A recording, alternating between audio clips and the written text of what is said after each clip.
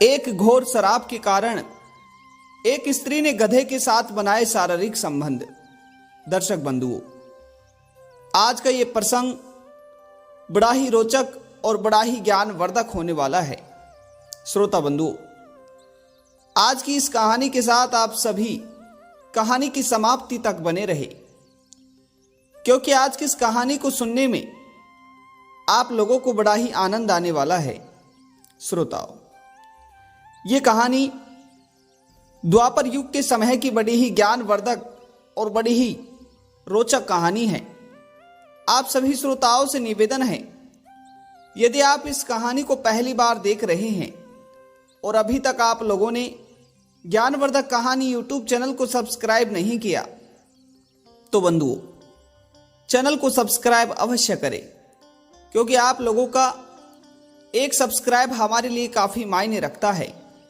जब आप लोग हमारे चैनल को सब्सक्राइब करते हैं तो इससे हमारा परिवार बढ़ता है। श्रोताओं, आज की इस कहानी में हम जानेंगे कि आखिर किस प्रकार से एक शराब के कारण एक पतिव्रता स्त्री ने अब गधे के साथ संबंध बनाए। श्रोताओं, आइए आप सभी दर्शक भाइयों का ज्यादा समय बर्बाद ना करते हुए आज की इस कहानी को, आज के इस प्रसंग को शुरू करते हैं। बंधुओं, किसी समय की बात है, एक छोटे से गांव में मोहन नाम का एक किसान रहा करता था। मित्रों, अपनी पत्नी राधा के साथ वह किसान मोहन बड़े ही आनंद के साथ रहा करता था। राधा एक सुंदर और मेहनती स्त्री थी। श्रोताओं, लेकिन गांव वालों के बीच उसकी एक अलग ही पहचान बनी हुई थी। लोग उसे चरित्रहीन मानते थे और उसके बारे में तरह तरह की अफवाहें उड़ाते थे, जबकि वास्तविकता में उसका स्वभाव और चरित्र निर्दोष था। श्रोताओं, गांव के लोग सिर्फ उसके बारे में सुनकर उसे बुरा भला ही बोलते थे और बुरा ही मानते थे, लेकिन कोई भी उसके वास्तविक जीवन को समझने की कोशिश नहीं करता था। दर्शक बंधुओं, उधर किसान मोहन को इस बात की भी चिंता थी कि उसकी पत्नी के बारे में ये अफवाहें उसकी प्रतिष्ठा को खराब ना कर दे। श्रोताओं, यह बात किसी ने सत्य ही कही है कि घर को यदि एक स्त्री चाहे तो स्वर्ग बना सकती है, और कहा जाता है कि यदि एक स्त्री ही चाहे तो घर को नरक भी बना सकती है। श्रोताओं, इसलिए एक स्त्री को घर की गृहिणी माना जाता है। और बंधुओं, घर की इज्जत, मान, मर्यादा और प्रतिष्ठा एक स्त्री के ही हाथों में होता है। उधर इसी तरह मोहन अपनी पत्नी के बारे में ये बातें सुनकर अपनी मान प्रतिष्ठा के बारे में सोच रहा था। श्रोताओं, एक दिन गांव में एक साधु स्वामी अनिरुद्ध आए। वे साधु दिखने में बड़े ही तेजस्वी थे और लोग उन्हें महापुरुष मानकर उनके आने पर स्वागत कर रहे थे। सब लोगों के मुंह पर उस साधु स्वामी अनिरुद्ध के आने से खुशी छाई हुई थी। लोगों को कहना था कि वे साधु स्वामी अनिरुद्ध बड़े ही तपस्वी हैं। वे मनुष्य के मन की बात को बिना कहे ही जान लेते हैं। श्रोता बंधुओं, गांव के कुछ लोगों का कहना था कि वो अपनी कठोर तपस्या और शक्तिशाली श्राप के लिए जाने जाते हैं।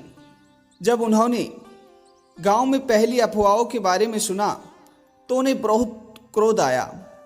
दर्शक बंधुओं, उधर साधु ने गांव वालों को एक दिन गांव के बीच एक पीपल के वृक्ष के पास इकट्ठा किया और कहा, जिसने भी इस गांव में कोई भी पाप किया है उसे मेरे श्राप से बचने का कोई रास्ता नहीं मिलेगा। सत्य सामने आएगा और झूठे लोगों को दंड मिलेगा। श्रोता बंधुओं, लोगों का कहना था कि वे साधु स्वामी अनिरुद्ध हमेशा अच्छे का साथ दिया करते थे और जो पापी और पाखंडी थे उन्हें अपनी श्राप से श्रापित कर घोर कठोर दंड दिया करते थे। दर्शक बंधुओं, उधर अब तो गांव वाले और भी डर गए और उन्होंने राधा पर और भी गंभीर आरोप लगाने शुरू कर दिए। उन्हें लगा कि साधु का श्राप राधा पर ही लगेगा। एक दिन किसान जो राधा से द्वेष रखता था, उसने यह अफवाह फैला दी कि राधा ने अपनी पति मोहन के गधे के साथ अनैतिक संबंध बनाए हैं। श्रोता बंधुओं, यह सुनते ही गांव वाले उत्तेजित हो उठे और राधा को समाज में बहिष्कृत करने की मांग करने लगे।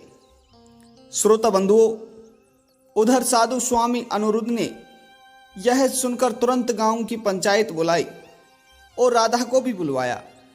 श्रोता बंधुओं, उधर राधा ने अपने पति के सामने अपने निर्दोष होने की बात कही, लेकिन साधु ने गांव वालों को कहने पर उस पर संदेह किया और श्राप देने के लिए तैयार हो गए।